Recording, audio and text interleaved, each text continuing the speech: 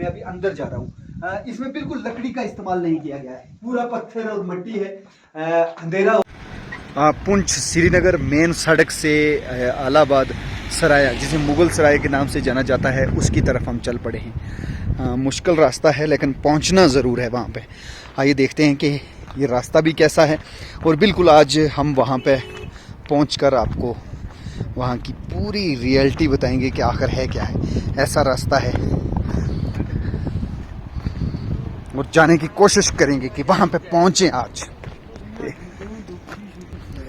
मुश्किल रास्ता है लेकिन वहाँ पे पहुँचना ज़रूर है। आप देख सकते हैं काफ़ी लोग यहाँ से नीचे जा रहे हैं। मुगलिया दौर के अंदर जब कश्मीर की तरफ मुगलिया सल्तनत दौरा करती थी, तो यहाँ पे बताया जाता है कि दरबार होता था, काफ़ी दिन यहाँ पे रुका जाता था। पूरा निज़ाम है जो मुगलिया दौर के अंदर लाजवाब था, उनकी बनाई हुई हर चीज़ आज भी पुख्ते अंदाज में उसके निशानात हैं। और आइए चलते हैं कि हम देखते हैं कि वहाँ पे क्या है। मुश्किल ढलान रास्ता है, यहाँ से पहुँचना है वहाँ पे, काफ़ी ढलान रास्ता है, नीचे कंट्रोल करना मुश्किल हो रहा है। अभी मैं यहाँ से थोड़ा सा रास्ता दिखा देता हूँ कि मेन रोड से ऐसे बिल्कुल सीधा उतर के नीचे जाना होता है। बड़े ऊंचे पहाड़ पीछे आप देख सकते हैं। लोग अभी जा रहे हैं मुगल सराय को देखने के लिए। ये रास्ता जाता हुआ मुगल सराय की तरफ, वहाँ पे एक अच्छी सी मरग भी है, लोग उसमें भी आनंद लेने के लिए जाते हैं। उस दौर में तो ये बिजली का निज़ाम नहीं था, आज इस पे बड़े बिजली के प्रोजेक्ट है, ये बड़े बड़े पुल आपको नज़र आ रहे हैं।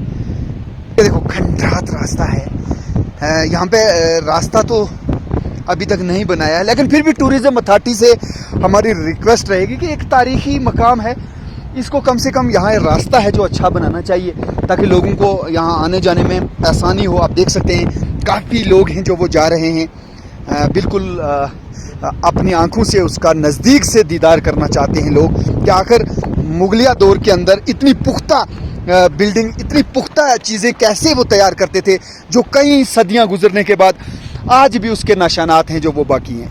रास्ता ऐसा कि अगर हम गलती से भी पाँव फिसल जाए तो यकीनन डायरेक्ट ही मुगल सराय के पास पहुंच जाएगा बंदा।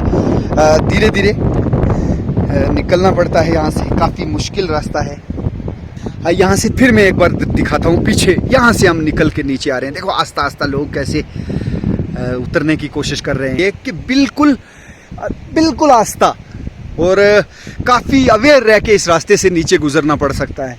अगर कोई जल्दबाजी में यहाँ से उतरने की कोशिश करेगा तो बड़ा हादसा रोनमा हो सकता है। दोनों पहाड़ों के दरमियान आपको मैं बता दूं कि इस साइड भी ऊंचा पहाड़ है, और ठीक अगर हम कैमरा घुमाएंगे तो इस साइड भी पूरा ऊंचा बड़ा पहाड़ है। उसके दरमियान में एक मर्ग के बीच में बताया जाता है कि एक ही रात में ये बिल्डिंग, ये इमारत तैयार की गई है, ये दफ्तर, ये दरबार तैयार किया गया है।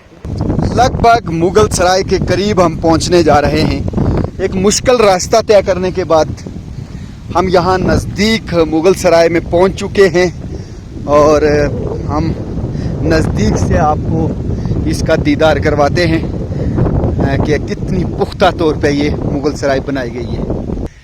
जी हाँ, बिल्कुल हम मुगल सराय के करीब में पहुंच चुके हैं। इस साइड से हम कोशिश करेंगे, पहले यहाँ से ऊपर वाली साइड जाएंगे और इसका नज़ारा दिखाएंगे। देखो जी, सिंपल पत्थर से इसको बनाया गया है, लेकिन पत्थर रखने का अंदाज ऐसा कि करीब करीब 250 पौने 300 साल गुजर चुके हैं, और ये पत्थर वहाँ के वहाँ हैं। बिल्कुल माना जा सकता है कि अगर पुख्ते इरादे से कोई पुख्ता चीज़ बनाई जाए तो वो कभी डैमेज नहीं हो सकती है। ये अब क्या कहें, आप खुद ही अंदाज़ा लगा सकते हैं कि अगर 250 साल पौने 300 साल पुरानी ये इमारत आज भी अपने निशानात के साथ मौजूद है। मैं कोशिश करूंगा कि पूरी अंदर से भी दिखाया जाए कि आज तक क्या है। ये घास है जो वो अब इस पे मौजूद है, लेकिन आज भी बताया जाता है कि पानी है जो इसके अंदर नहीं जा रहा है।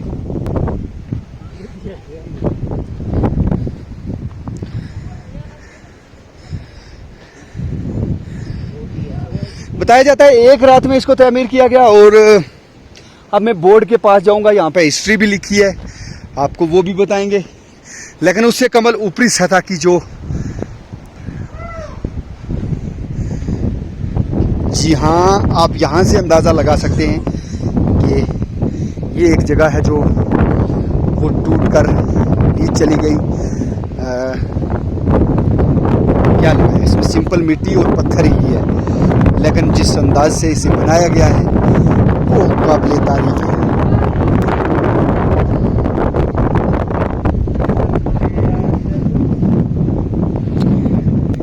वहाँ से हम नीचे उतरकर अंदर का नज़ारा भी आप तक पहुँचाएंगे ज़रूर। अभी ये ऊपरी सतह से मैं दिखा रहा हूँ, आप कोशिश करेंगे कि हम इसके अंदर भी जाएं और अंदर में क्या कुछ है वो भी दिखाने की कोशिश कर आ चुके हैं। अब इसके अंदर का नज़ारा दिखाते हैं आपको कि अंदर में क्या है। सिंपल पत्थर, वही मिट्टी, लेकिन सलाम करते हैं हम उन कारीगरों को जिन्होंने इस अंदाज से फिट किया है। क्या हो सकता है ये, वही मिट्टी है सर, ये मिट्टी से तो ये देखो ना, इनके बीच में क्या है, ये इतना आज भी मजबूत है, क्या चीज़ मिली? उस दौर की सीमेंट, ये मिट्टी आग से पकी हुई मिट्टी होती है, वैसा लग रहा है, लेकिन मजबूत, बहुत ही मजबूत। हाँ, अंदर जाते हैं अब, क्योंकि यहाँ पे जो भेड़ बकरी है वो यहाँ से ये अंदर लाते हैं जब तेज़ बारिश हो जाए, कुछ हो जाए तो वो यहाँ पे, अब यहाँ से अंदर जाने की कोशिश करेंगे कि अंदर क्या है जो वो पार करने के बाद पहले बताया कि एक मुश्किल रास्ता था जहाँ से काफ़ी एहतियात से आस्ता आस्ता हम यहाँ पे पहुँच चुके हैं। लेकिन यहाँ आकर देख रहे हैं हम कि वही पत्थर है, सिंपल वही मिट्टी है, इसमें उस दौर की कोई सीमेंट है जो मिलाई गई है, जो आज भी मजबूत तरीके से ये वहाँ खड़ी है। इसको मेंटेन नहीं किया गया है। जो आगे गवर्नमेंट आती गई, यहाँ पे मुल्क हिंदुस्तान आज़ाद हुआ, उसके बाद भी इसकी तरफ ध्यान नहीं दिया गया। लेकिन आज भी मैं इस वीडियो के ज़रिए महकमा टूरिज़्म से अपील करूँगा कि इसको मेंटेन किया जाए, इसका रास्ता है जो अच्छे से बनाया जाए। यहाँ पे लोग आना पसंद करेंगे और ये निशानात ज़रूर देखना चाहेंगे। महकमा टूरिज़्म के लिए एक बड़ी कामयाबी हो सकती है। मैं अभी अंदर जा रहा हूँ। इसमें बिल्कुल लकड़ी का इस्तेमाल नहीं किया गया है, पूरा पत्थर और मिट्टी है। अंधेरा हो सकता है, लेकिन क्या खूबसूरत तरीके से इसको डिज़ाइन दिया गया है। यकीन जानिए कि आज के दौर में अगर ये मिस्त्री, ये कारीगर अगर यहाँ पे आएंगे तो उनके लिए मुश्किल होगा इस अंदाज में।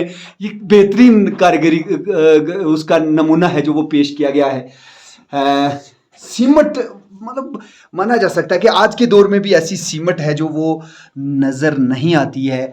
आज अगर बनाया जाए मकान या कोई भी चीज़, वो 40 से 50 साल बाद उसे दोबारा से रिपेयर करना पड़ता है। अब रिपेयर की तो इसको भी ज़रूरत है, लेकिन करीब करीब जो बताया जा रहा है 250 से 300 साल पहले की बनी ये इमारतें आज भी उसी तरीके से पुख्ता है।